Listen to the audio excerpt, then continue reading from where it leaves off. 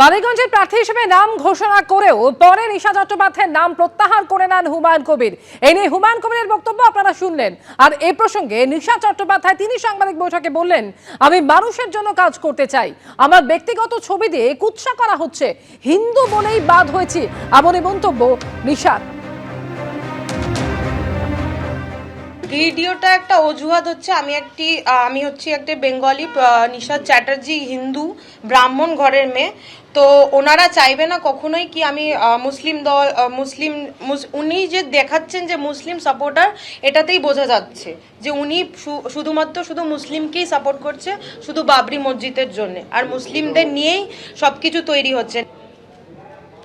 এদিকে সঙ্গীত শিল্পী লগ্নজিতা চক্রবর্তীকে হেনস্থার অভিযোগে ধৃতের বিরুদ্ধে এবার খুনের চেষ্টার মামলা রুজু করল পুলিশ। খুনের চেষ্টা সহ একাধিক ধারায় মামলা রুজু করে ইতিমধ্যেই তদন্ত শুরু করেছে পুলিশ। খুনের চেষ্টার মামলা নিয়ে প্রশ্ন করেছেন ডেবরার তৃণমূল বিধায়ক। তিনি বলছেন, খুনের চেষ্টার মামলা এটা বাড়াবাড়ি এবং অযৌক্তিক। প্রত্যেক ক্রিয়ার সমান এবং বিপরীত প্রতিক্রিয়া বাড়াবাড়ি ঘিরেই শুরু হয়। বন্ধুরা কি বলেন, সোশ্যাল মিডিয়ায় পোস্ট করেছেন ডেবরার তৃণমূল বিধায়ক হুমায়ুন কবির।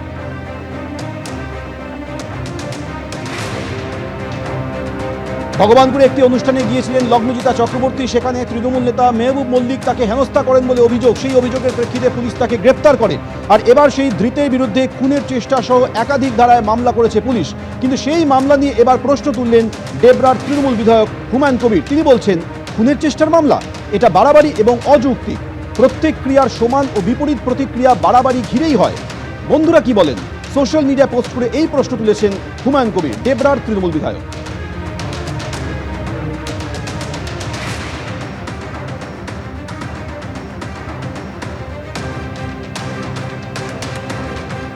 আর এবার আপনাদের শোনাবো সঙ্গীত শিল্পী লগ্নজিতা চক্রবর্তী ঠিক কি অভিযোগ করেছিলেন।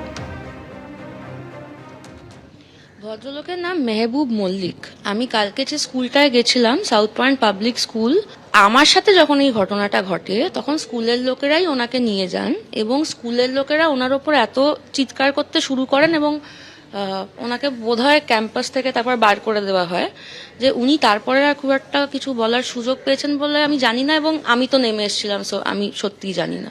আমি শুনলাম যে উনি গ্রেফতার হয়েছেন। আমাদের পুলিশের প্রতি আমার সম্পূর্ণ আস্থা আছে এবং আমি চাই যে এটা শুধু গ্রেফতার হওয়াতেই যেন থেমে না যায়।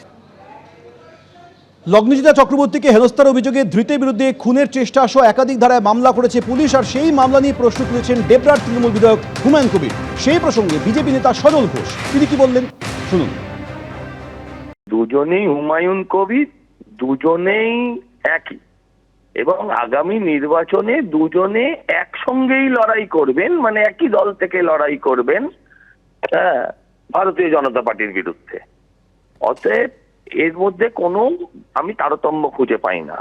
লগ্নজিতা ম্যাডামের বিরুদ্ধে যে মামলাটা করা হয়েছে সেটা ওনার বাড়াবাড়ি লাগলো। লগ্নজিতার নাম যদি লগ্নজিতা না হয়ে যদি অন্য কোনো ইসলামিক নাম হতো, তাহলে উনি কি বলতেন সন্দেহ আছে। যে হামলাকারী, সেই হামলাকারীর নাম যদি ঘোষ ব্যানার্জি চ্যাটার্জি হতো তাহলে উনি মুখ খুলতেন কিনা সন্দেহ আছে। আজ কল্যাণীতে সভা করেন বিজেপি নেতা এবং অভিনেতা মিঠুন চক্রবর্তী। আর সেখানে এই ঘটনা নিয়ে আক্রমণ শানিয়েছেন তিনি। সঙ্গীত শিল্পীকে গান গাইতে বাধা দেওয়া হচ্ছে, মনে হচ্ছে যেন বাংলাদেশে আছি। কল্যাণী সভা থেকে এভাবেই আক্রমণ শানিয়েছেন মিঠুন চক্রবর্তী। আমি ভালো নেই, প্রশ্ন করুন কেন ভালো নেই। কেননা সকাল থেকে যেন মনে হচ্ছে আমি বাংলাদেশে আছি।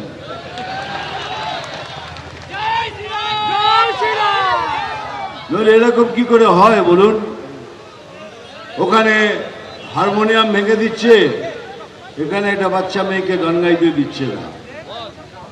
আগেই বলেনি আমরা মুসলমান বিরুদ্ধ নই, যেভাবে প্রচার করা হয় যে বিজেপি মুসলমানদের বিরুদ্ধে, আমরা বিরুদ্ধে নই।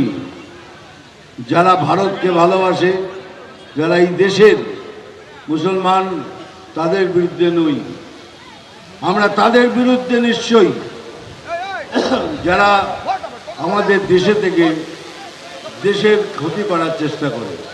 আজকে এমন একটা অবস্থা দাঁড়িয়েছে, ভেতরে একটা ভয় ধরে গেছে।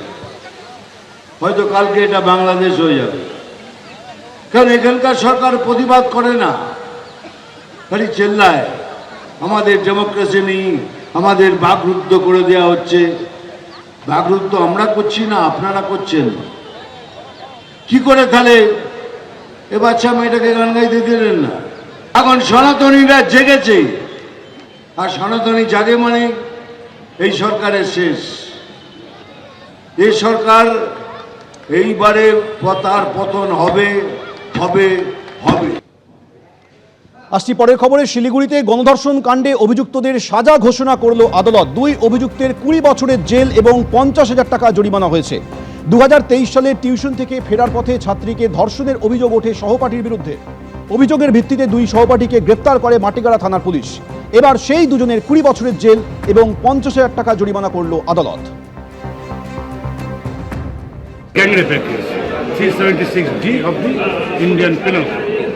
এই কেসে আজকে আসামিদেরকে গতকাল কোর্ট, আমাদের ফার্স্ট ট্র্যাক কোর্ট আসামিদেরকে দোষী সাব্যস্ত করেছেন। 20 বছরের সশ্রম কারাদণ্ড এবং 2 জন আসামি, 2জনকে 50,000 টাকা করে ফাইন এবং সেই টাকাটা ভিকটিম গার্ডকে দিতে হবে।